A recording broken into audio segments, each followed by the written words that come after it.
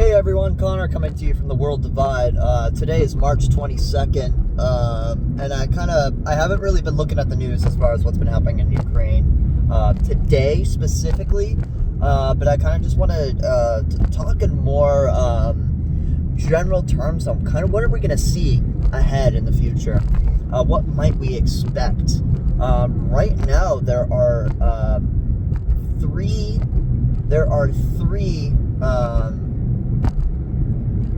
kind of firebag cauldron operations, if you will, in Ukraine that the Russians are performing.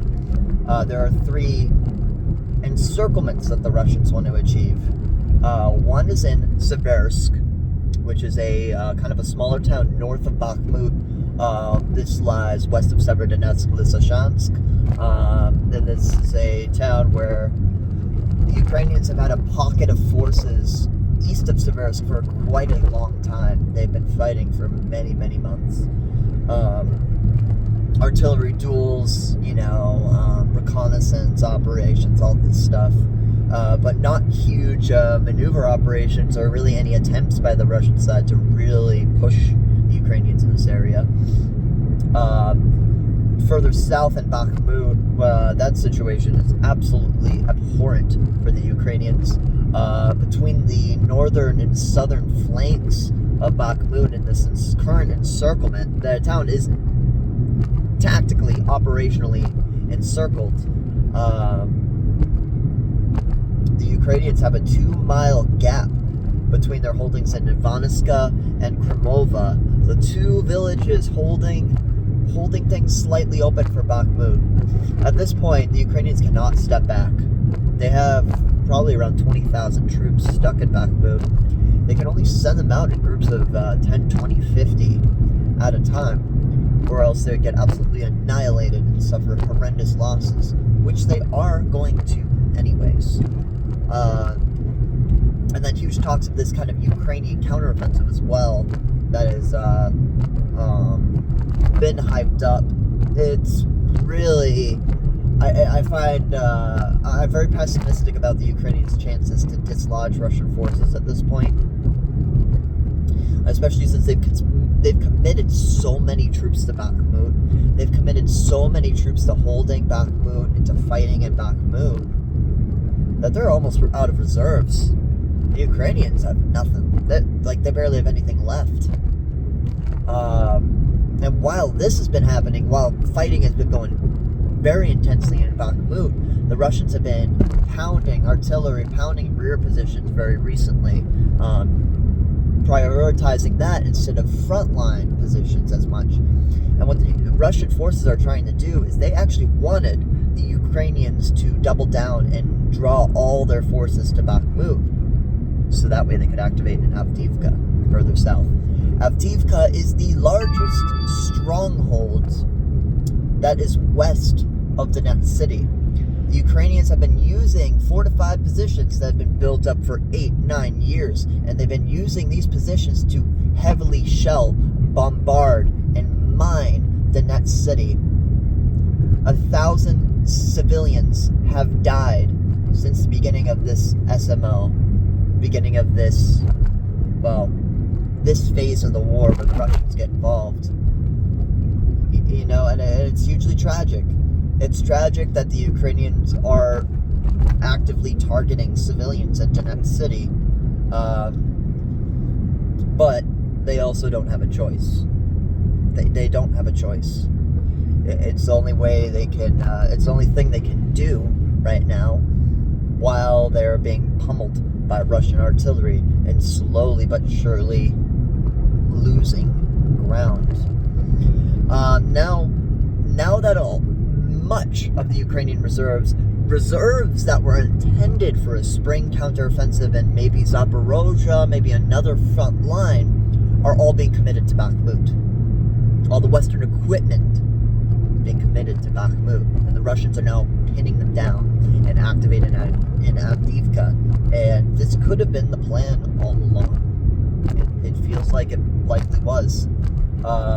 The Russians have taken Krasnogorovka, they have taken Vasel, they have taken, and they're pushing west. They actually pushed across the railroad connecting Avdiivka.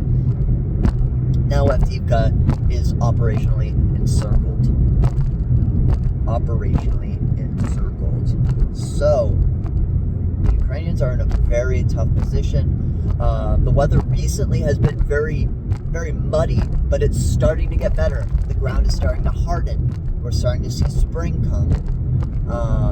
And we're going to start to see real maneuver warfare coming up this summer.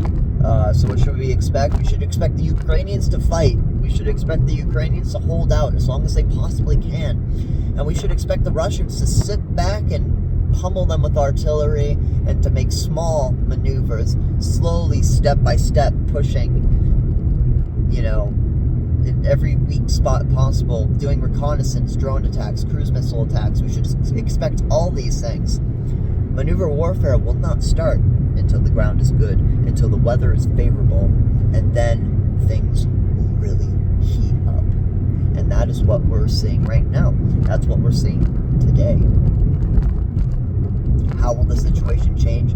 How will the situation develop?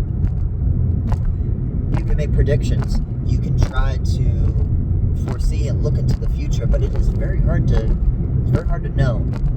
It's very hard to know what's going to happen. And this war is continually escalating. The West had sent hundreds of tanks to Ukraine, and now they have sent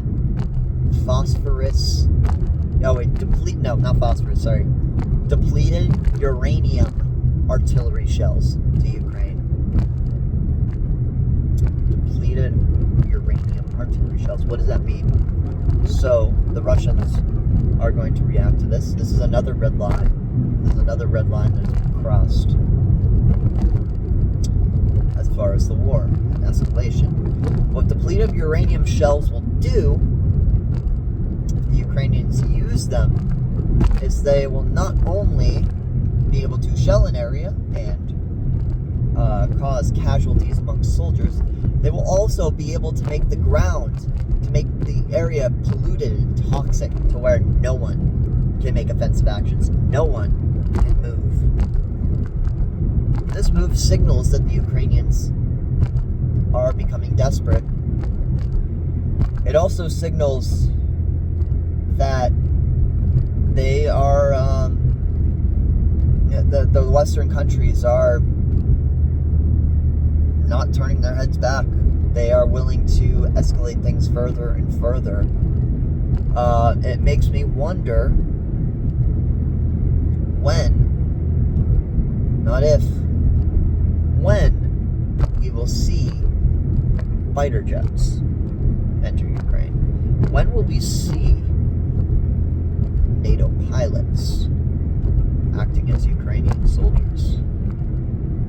The training time for basically if a Ukrainian soldier wanted to train on an F-16, it'd take 5 years, 2 to 5 years for him to gain an understanding of how to fly.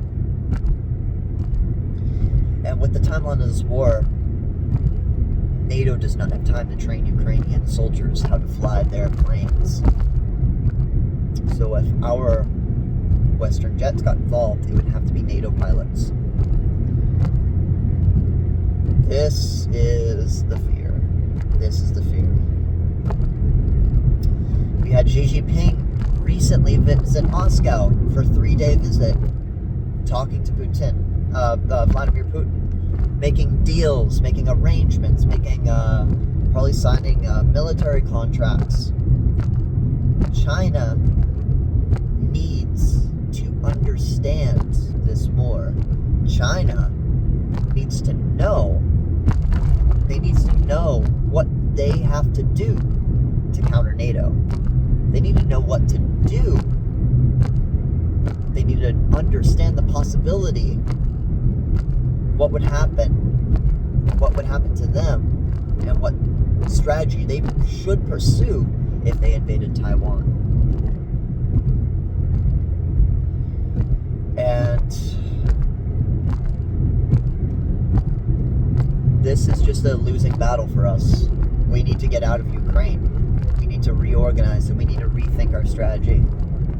Because while we are stuck in this money hole in Ukraine that's doing nothing but lengthening the conflict, that's doing nothing but strengthening our adversaries, Russia, China, Iran, North Korea, it is causing them to align with one another more and more. It is causing countries, say, in the continent of Africa or South America, to reconsider who they trust, to reconsider who they interact with. Because unfortunately, the Russians and the Chinese have been way more of their word than any of the Western powers have been. And this is another subject that I might even want to create a separate video on, talking about the degradation of diplomacy in the West, in Europe, in the United States. How we say one thing and then do another. That's all I want to talk about today. That was just kind of a brief general overview of what I think might come in the future. I personally hope and want to believe that this will turn into a Cold War. A Cold War is far better than a hot one. A Cold War means that each side is investing in science, technology. They're racing against each other. It's not ideal, but it's better than people dying. It's better than civilians being displaced. It's better that people get to go home, that people get to see their families, live their normal lives, see their friends, make memories, instead of killing each other on the battlefield in Ukraine. That's all I have to say today. I'll see you guys next time.